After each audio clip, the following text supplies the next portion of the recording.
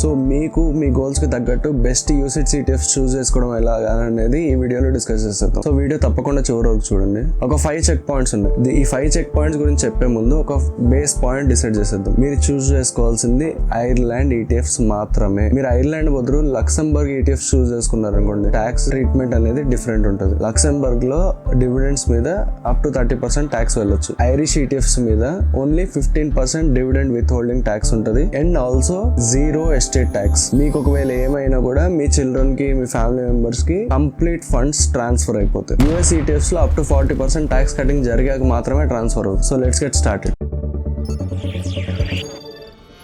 Check point number 1, size. మీ fund size అనేది ఎంత పెద్దదైతే అంత బెటర్. ఎందుకు? ఫండ్ సైజ్ ఎక్కువ ఉంటే బెస్ట్ ఈటీఎఫ్ అయిపోతుందా? కాదు. ఫండ్ సైజ్ తక్కువ ఉంటే ఆ ఫండ్ ని క్లోజ్ చేసేస్తారు. ఒక ఫండ్ లో పార్టిసిపేషన్ తక్కువ ఉంది అంటే ఫండ్ లో పెట్టుబడులు తక్కువ ఉన్నాయి. అట్లాంటప్పుడు ఒక ఫండ్ హౌస్ ఆ ఈటీఎఫ్ ని ఎందుకు కంటిన్యూ చేయాలి? వాళ్ళ రిసోర్సెస్ ని వాళ్ళు వేస్ట్ చేస్తున్నారు. కాబట్టి తక్కువ సైజ్ ఉన్న ఫండ్స్ ని అవాయిడ్ చేయడం బెస్ట్ ఆప్షన్. మినిమం ఒక $1 బిలియన్, ఒక $1 బిలియన్ కి కొంచెం అటు ఇటుగా ఉన్న పర్లేదు, కానీ మరీ చిన్న size funds like $100 million, $200 million ఇట్లాంటి సైజ్ లో ఉన్న ఫండ్స్ జోలికి అసలు వెళ్ళకండి. టోటల్ ఎక్స్పెన్స్ రేషియో ఎంత తక్కువ ఉన్నా మనకు పర్లేదు, కానీ అట్లాంటి ఫండ్స్ జోలికి మాత్రం వెళ్ళకండి. ఫండ్ సైజ్ అనేది దాని క్వాలిటీని డినోట్ చేయడానికి కాదు, దాని సస్టైనబిలిటీని డినోట్ చేయడం కోసం మాత్రమే మనం యూజ్ చేస్తాం. Checkpoint number 2, cost. Total expense ratio. దీని గురించి చాలా మంది చెప్తారు టోటల్ ఎక్స్పెన్స్ రేషియో ఏది తక్కువ ఉంటే అది తీసేసుకోండి అని. టోటల్ ఎక్స్పెన్స్ రేషియో ఎక్కువ ఉన్నా కూడా మీకు రిటర్న్స్ ఎక్కువ ఇచ్చే ఫండ్స్ ఉంటాయి కొన్ని. ఇప్పుడు ఒక ఎగ్జాంపుల్ తో మాట్లాడుకుందాం. S&P 500 ఈటీఎఫ్స్, S&P 500 ఇండెక్స్ ని ట్రాక్ చేయడానికి ఒక 2 ఫండ్ హౌసెస్ ఉన్నాయి. ఒకటి వాన్గార్డ్, ఇంకొకటి ఎక్స్ట్రాకర్స్. వాన్గార్డ్ వాళ్ళ ఎక్స్పెన్స్ రేషియో అనేది 0.07, ఎక్స్ట్రాకర్స్ వాళ్ళది 0.15%. వాన్గార్డ్ వాళ్ళకంటే డబల్ ఎక్స్పెన్స్ రేషియో చార్జ్ చేస్తున్నారు వాళ్ళు. రిటర్న్స్ ఎవరికి ఎక్కువ వచ్చినాయి అనుకుంటున్నారు? ఎక్స్ట్రాకర్స్ ఫండ్ కి రిటర్న్ ఎక్కువ వచ్చింది. ఇక్కడ మనం కాస్ట్ అంటే టోటల్ ఎక్స్పెన్స్ రేషియో ఒక్కదాని గురించి మాట్లాడట్లేదు. ట్రాకింగ్ డిఫరెన్స్ అంటే దాని అండర్లయింగ్ ఇండెక్స్ ని ఆ ఫండ్ ఎంత క్లోజ్ గా ట్రాక్ చేస్తుంది అనేది కూడా మెయిన్ ఇంపార్టెంట్ పాయింట్. ఇది కూడా కాస్ట్ కిందకే వస్తుంది. టోటల్ ఎక్స్పెన్స్ రేషియో తక్కువ ఉంటే మంచిది. ట్రాకింగ్ డిఫరెన్స్ అనేది ఎక్కువ ఉంది అనుకోండి, మీ ఒరిజినల్ ఇండెక్స్ రిటర్న్స్ ఇక్కడ ఉన్నాయి, దాన్ని ట్రాక్ చేసే మీ ఫండ్ ఏమో ఇక్కడెక్కడో ఉంది. అది కూడా మీ పోర్ట్ఫోలియోలో మీ జేబుకి చిల్లు పడుతుంది కదా. కానీ ఎక్స్ట్రాకర్స్ ఎలా ఇట్లా లో ట్రాకింగ్ డిఫరెన్స్ మెయింటైన్ చేయగలుగుతుంది? దీని గురించి ఒక బ్రీఫ్ అనేది 4th పాయింట్ లో మాట్లాడుకుందాం. ఆల్మోస్ట్ 85% ఆఫ్ ద వ్యూవర్స్ మన వీడియోస్ చూస్తున్నారు కానీ సబ్స్క్రైబ్ చేసుకోవట్లేదు. దయచేసి సబ్స్క్రైబ్ చేసుకుని ఈ ఛానల్ సపోర్ట్ చేయండి. ఇలాంటి informative content free of cost మీకు ఎప్పటికీ అందిస్తూనే ఉంటాను. పాయింట్ నెంబర్ 3, ఇది ఇండియన్స్ కి చాలా ఇంపార్టెంట్ అనమాట. ఒకవేళ మీరు తప్పు ఫండ్ చూస్ చేసుకున్నారు అనుకోండి, ట్యాక్స్ పడుతుంది. అక్యుములేటింగ్ యూసిట్స్ ఈటీఎఫ్ తీసుకున్నారు అనుకోండి, మీ చేతికి డివిడెండ్ రాదు. డివిడెండ్ రాకుండా డివిడెండ్స్ అనేది ఫండ్ లోనే రీఇన్వెస్ట్ అయిపోతూ మీ కార్పస్ అనేది కాంపౌండ్ అవుతూ ఉంటుంది. కాకపోతే డిస్ట్రిబ్యూటింగ్ ఫండ్స్ ఎట్లా అంటే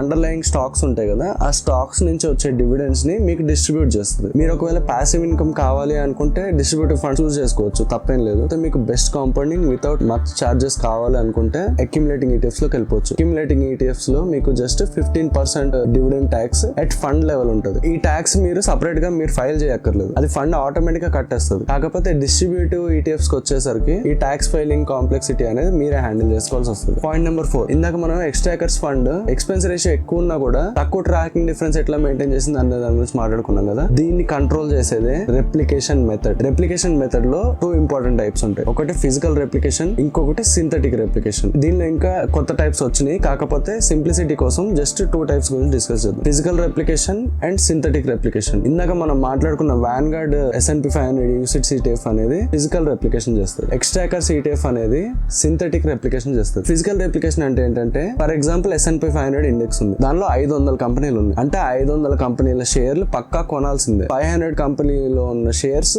హోల్డ్ చేస్తారు. రెగ్యులర్ పాయింట్స్ ఆఫ్ టైమ్ లో ఇండెక్స్ మారినప్పుడల్లా దాన్ని రీబ్యాలెన్సింగ్ చేస్తూ ఉంటారు. లైక్ కొత్త కంపెనీస్ ఇంక్లూడ్ చేయడం, కొన్ని కంపెనీస్ తీసేయడం, ఇట్లాంటివన్నీ చేసి రీబ్యాలెన్సింగ్ అవుతూ ఉంటుంది అనమాట. ఇంకొక మెథడ్ ఏంటంటే సింథటిక్ రెప్లికేషన్. సింథటిక్ రెప్లికేషన్ అంటే వాళ్ళు అండర్లయింగ్ లో ఉన్న స్టాక్స్ కొనరు. ఏ ఇండెక్స్ అయితే ట్రాక్ చేస్తున్నాయో ఆ ఇండెక్స్ ఇచ్చే రిటర్న్స్ ని కొన్ని కాంప్లికేటెడ్ స్వాప్ మెకానిజమ్స్ తో ఆ ఇండెక్స్ రిటర్న్స్ ని ఇంకా చాలా దగ్గరగా ట్రాక్ చేయడానికి ట్రై చేస్తాయి. ఫిజికల్ రెప్లికేషన్ మెథడ్ కంటే సింథటిక్ రెప్లికేషన్ మెథడ్ లో మనకి అందుకనే ట్రాకింగ్ డిఫరెన్స్ అనేది తక్కువ ఉంటుంది. అలా అని పొలవమని వెళ్ళిపోయి సింథటిక్ ఈటీఎఫ్స్ కొనేయాలని చూడకండి. ఎందుకంటే సింథటిక్ ఈటీఎఫ్స్ లో కూడా కొన్ని ప్రోస్ ఉన్నాయి, కొన్ని కాన్స్ ఉన్నాయి. దాని గురించి మీరు తెలుసుకోవాలంటే కింద కామెంట్స్ లో చెప్పండి. దీని గురించి మనం సపరేట్ గా ఒక వీడియోలో బ్రేక్ డౌన్ చేద్దాం. సింథటిక్ ఈటీఎఫ్స్ అనేది కాంప్లికేటెడ్ స్ట్రక్చర్ కాబట్టి వాళ్ళు మీకు ఎక్స్పెన్స్ రేషియో ఎక్కువ ఛార్జ్ చేస్తున్నారు. ఛార్జ్ చేసినా కూడా ఇండెక్స్ ని చాలా దగ్గరగా ట్రాక్ చేయడం వల్ల సింథటిక్ ఈటీఎఫ్స్ లోనే కొంచెం రిటర్న్స్ ఎక్కువ వచ్చే ఛాన్స్ ఉంటుంది. కానీ సింథటిక్ ఈటీఎఫ్స్ అనేది ఫిజికల్ గా షేర్స్ హోల్డ్ చేయదు. Fifth and most important point, ఈ పాయింట్ గురించి అసలు ఎవరు చెప్పరు. ఇది ఇప్పుడు మనం వాడబోయే స్క్రీనర్ వెబ్సైట్ లో కూడా కనిపించదు. అదే చూసింగ్ ద రాంగ్ కరెన్సీ. ఇప్పుడు సేమ్ ఐడెంటిఫికేషన్ నెంబర్ తో different stock exchanges like London, Germany, Switzerland ఇట్లా డిఫరెంట్ కంట్రీస్ లో ట్రేడ్ అయ్యే ఛాన్స్ ఉంటుంది. దీన్ని బట్టి మీరు చూస్ చేసుకునే ఈటీఎఫ్ ఏ కరెన్సీలో ట్రేడ్ అవుతుంది అనేది డిసైడ్ అవుతుంది. ఒకవేళ మీరు లండన్ లో కొంటే అది పౌండ్స్ అవ్వచ్చు, లేదా మీరు స్విట్జర్లాండ్ ఆర్ జర్మనీలో కొంటే అది యూరోస్ ఆర్ ఇంకేమైనా డిఫరెంట్ కరెన్సీ అవ్వచ్చు. కానీ చాలా మంది మిస్ అయ్యే పాయింట్ ఏంటంటే జస్ట్ యూసిట్స్ ఈటీఎఫ్ పేరు కొట్టేసి కొనేస్తారు. అది ఏ కరెన్సీలో ఉందో కూడా చాలా ఇంపార్టెంట్. కరెన్సీ కన్వర్జన్ ఛార్జెస్ అనేది మీ డబ్బుల్ని తినేస్తుంది. మనం పోయి పౌండ్స్ లో ఉన్న స్టాక్ కొన్నాం అనుకోండి, ఏమవుద్ది, మనకి బయట కనిపించకపోయినా ఇంటర్నల్ గా మీ బ్రోకర్ ఆ యూఎస్డి ని పౌండ్స్ లో కన్వర్ట్ చేసిన తర్వాత ఆ పౌండ్స్ లో ఉన్న స్టాక్ ఆర్ ఈటీఎఫ్ కొనగలరు. అంటే ఆల్రెడీ మీరు ఐఎన్ఆర్ నుంచి యూఎస్డి కి కన్వర్ట్ చేయడానికి చార్జెస్ కట్టారు. ఇప్పుడు ఇంటర్నల్ గా బ్రోకర్ చేసే పని వల్ల మీ యూఎస్డి ని మళ్ళీ పౌండ్స్ లో కన్వర్ట్ చేయడం వల్ల మధ్యలో ఇంకొంత అమౌంట్ చార్జెస్ లాగా పోతుంది. అందుకనే మీరు ఒక ఈటీఎఫ్ కొనాలి అనుకునే ముందు అది ఏ కరెన్సీలో ట్రేడ్ అవుతుంది, ఏ స్టాక్ ఎక్స్చేంజ్ లో ట్రేడ్ అవుతుంది, ఇవి కూడా చాలా ఇంపార్టెంట్ థింగ్స్ అనమాట. మీరు ఒకవేళ మీ బ్రోకర్ అకౌంట్ ని పౌండ్స్ తో ఫండ్ చేశారు అనుకోండి, అప్పుడు ప్రాబ్లం లేదు. మీరు జస్ట్ 1 కన్వర్షన్ ఛార్జ్ కడుతున్నారు. అనవసరంగా మీరు ఇన్వెస్ట్ చేసే అమౌంట్ రెడ్యూస్ అయిపోతుంది. యూసిట్స్ ఈటీఎఫ్ ఫ్రీగా ఎట్లా స్క్రీన్ చేయాలి అనే దాని గురించి ఇప్పుడు ఒక లైవ్ డెమో ఇచ్చేస్తాను. స్క్రీనర్ వెబ్సైట్ లోకి వెళ్ళిపోతుంది. గూగుల్లోకి వెళ్ళిపోయి జస్ట్ ఈటీఎఫ్ స్క్రీనర్ అని కొట్టేస్తున్నాను. సో నా ఒపీనియన్ లో ఇదైతే ఈటీఎఫ్ స్క్రీన్ చేసుకోవడానికి బెస్ట్ వెబ్సైట్ అనమాట. మనం ఇందాక 5 పాయింట్స్ మాట్లాడుకున్నాం కదా, సో సైజ్ సెలెక్ట్ చేసేద్దాం. ఫండ్ సైజ్ ఎంత ఎక్కువ ఉంటే అంత మంచిది, లార్జర్ అని సెలెక్ట్ చేసేయండి. 629 యూసిట్స్ ఈటీఎఫ్స్ ఉన్నాయి. నెక్స్ట్ మనకి ఇంపార్టెంట్ ఫ్యాక్టర్ ఏంటి, కాస్ట్. టోటల్ ఎక్స్పెన్స్ రేషియో ఎంత తక్కువ ఉంటే మనకు అంత బెటర్. ఇట్లా సార్ట్ చేసేయండి లోయెస్ట్ నుంచి హైయెస్ట్ వరకు. ఇక్కడ మనకి చాలా ఈటీఎఫ్స్ ఉన్నాయి. డిఫరెంట్ ఇండిసెస్ కి తగ్గట్టు డిఫరెంట్ ఈటీఎఫ్స్ ఉన్నాయి. ఏజ్ ఎంత ఎక్కువ ఉంటే అంత బెటర్. ఎక్కువ మార్కెట్ సైకిల్స్ చూసిన ఫండ్ ఎప్పుడైనా కొత్త ఫండ్ కంటే better. So older than 5 years. So ఇది కూడా సెలెక్ట్ చేసినాక మనకి 629 నుంచి 531కి వచ్చేసింది. నెక్స్ట్ మనం చూడాల్సిన పాయింట్ ఏంటి, డిస్ట్రిబ్యూటింగ్ ఫండా అక్యుములేటింగ్ ఫండా అనేది చూడాలి. ఇక్కడ మనం వచ్చేసి అక్యుములేటింగ్ కొట్టేస్తున్నాను. నేను పర్సనల్ గా లాంగ్ టర్మ్ హోల్డర్ కాబట్టి నేనైతే అక్యుములేటింగ్ ఫండ్స్ చూస్తాను. సెలెక్ట్ చేసిన తర్వాత 333 ఇంకా ఫిల్టర్ అయిపోయింది. నెక్స్ట్ పాయింట్ ఏంటి, రెప్లికేషన్ మెథడ్. సో మీకు ఫుల్ రెప్లికేషన్ కావాలా లేదా సింథటిక్ స్వాప్ బేస్డ్ రెప్లికేషన్ కావాలా, ఇదంతా మీ ప్రిఫరెన్స్ బట్ అనమాట. నేనైతే ప్రస్తుతానికి ఫుల్ రెప్లికేషన్ చూస్ చేసుకుంటున్నాను. 192 ఈటీఎఫ్స్ ఉంటాయని చూపిస్తుంది. ఇండెక్స్ ఫ్యామిలీ అనేది ఉంటుంది అనమాట. మీకు MSCI వరల్డ్ ఇండెక్స్ కావాలా, లేదా నాస్డాక్ 100 ఈటీఎఫ్స్ కావాలా, లేదా S&P వాళ్ళ ఈటీఎఫ్స్ కావాలా, ఇవన్నీ ఇండెక్స్ ఫ్యామిలీస్ అనమాట. ఎగ్జాంపుల్ పర్పస్ కోసం మాత్రమే S&P 500 చూస్ చేసేస్తుంది. టోటల్లీ ఒక 25 ఈటీఎఫ్స్ వచ్చేసినాయి. లోయెస్ట్ ఎక్స్పెన్స్ రేషియో ఎంత ఉంది, ఫండ్ సైజ్ ఎంత ఉంది అనే దాన్ని చూసుకోవాలి. సో ఫండ్ సైజ్ ఎంత ఎక్కువ ఉంటే అంత బెటర్ కాబట్టి నేను ఫండ్ సైజ్ బట్టి సార్ట్ చేసేస్తున్నాను.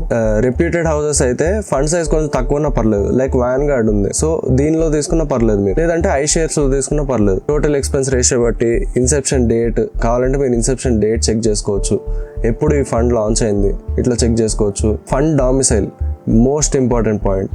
ఇక్కడ ఇది ఐర్లాండ్ ఫండా కాదా అనేది చాలా ఇంపార్టెంట్. మీరు ఒకవేళ ఐర్లాండ్ బదులు లక్సంబర్గ్ ఫండ్స్ తీసుకున్నారంటే దాని మీద డివిడెండ్ ట్యాక్స్ డిఫరెంట్ ఉంటుంది. ఐర్లాండ్ లో మనకి బెస్ట్ బెనిఫిట్స్ ఉంటాయి. ఎస్టేట్ ట్యాక్స్ ఉండదు, డివిడెండ్స్ కూడా మనకి విత్ హోల్డ్ అయినప్పుడు జస్ట్ 15% ట్యాక్స్ పడుతుంది. ఐర్లాండ్ ఫండ్స్ మీరు ఎట్లా ఐడెంటిఫై చేయొచ్చు అంటే దాని ISIN నెంబర్. అంటే ISIN నెంబర్ అంటే ఒక ETF కి ఒక ఐడెంటిఫికేషన్ నెంబర్ అనమాట. సో ఈ నెంబర్ లో IE అని స్టార్ట్ అయ్యే ETFs మాత్రమే చూడండి.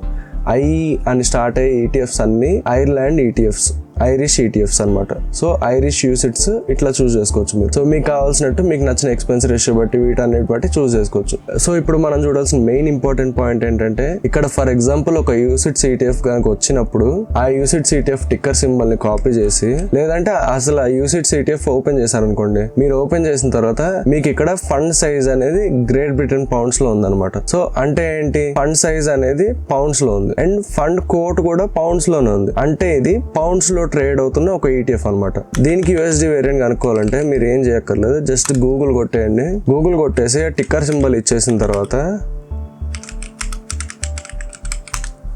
USD వేరియంట్ అని కొట్టండి. CSPX అనేది మనకి USD డినామినేటెడ్ ఫండ్ అనమాట. మీరు జస్ట్ గూగుల్ నమ్మమని నేను చెప్పను. ఇక్కడ CSPX వచ్చిన తర్వాత CSPX ని కాపీ చేసి ఒకసారి ట్రేడింగ్ వ్యూలోకి వెళ్ళిపోయి ఒకసారి వెరిఫై చేసుకుందాం. సో ట్రేడింగ్ వ్యూలోకి వెళ్ళిపోయిన తర్వాత ఇక్కడ CSPX అనే సింబల్ ఇచ్చేస్తుంది. సో CA ఓవర్వ్యూ కొట్టేస్తుంది. ఇక్కడ USD ఉందా, GBP ఉందా, ఒక కరెన్సీ ఫిక్స్ చేసుకోండి. అయితే USD లేదంటే పౌండ్. మనం US స్టాక్స్, US అసెట్స్ రెండు కొనాలనుకుంటున్నాం. మోస్ట్ ఆఫ్ ద టైమ్స్ మనం USD రెమెడ్ చేస్తాం. సో మీకు S&P 500 ఎగ్జాంపుల్ ఎగ్జాంపుల్ తీసుకుని బెస్ట్ యూసిట్ సిటిఎఫ్ మీకు తగ్గట్టు ఎట్లా చూస్ చేసుకోవాలని మీకు చూపించేసాను. సో ఇది just one of the example మాత్రమే. మీరు కావాలంటే డిఫరెంట్ యూసిట్ సిటిఎఫ్ స్వాప్ బేస్డ్ చూస్ చేసుకోవచ్చు, నాస్డాక్ 100 ETF చూస్ చేసుకోవచ్చు, లేదంటే MSCI వరల్డ్ ఇండిసెస్, ఇట్లా కొన్ని వేలలో యూసిట్ సిటిఎఫ్స్ అనేది జస్ట్ ETF ప్లాట్ఫామ్ లో ఉన్నాయి. ఇది ఫ్రీ టూల్. మీరు కావాలంటే ఇక్కడికి వెళ్ళి ఇలా నేను చూపించిన విధంగా డిఫరెంట్ యూసిట్ సిటిఎఫ్ మీరు ఎక్స్ప్లోర్ చేసేయచ్చు. One more main important point ఏంటంటే మీరు యూసిట్ సిటిఎఫ్ కొనాలనుకుంటే అది IND మనీ, టిక్కర్ టైప్ ఇట్లాంటి యాప్స్ లో మీరు కొనలేరు. యూసిట్ సిటిఎఫ్ కొనాలంటే మీరు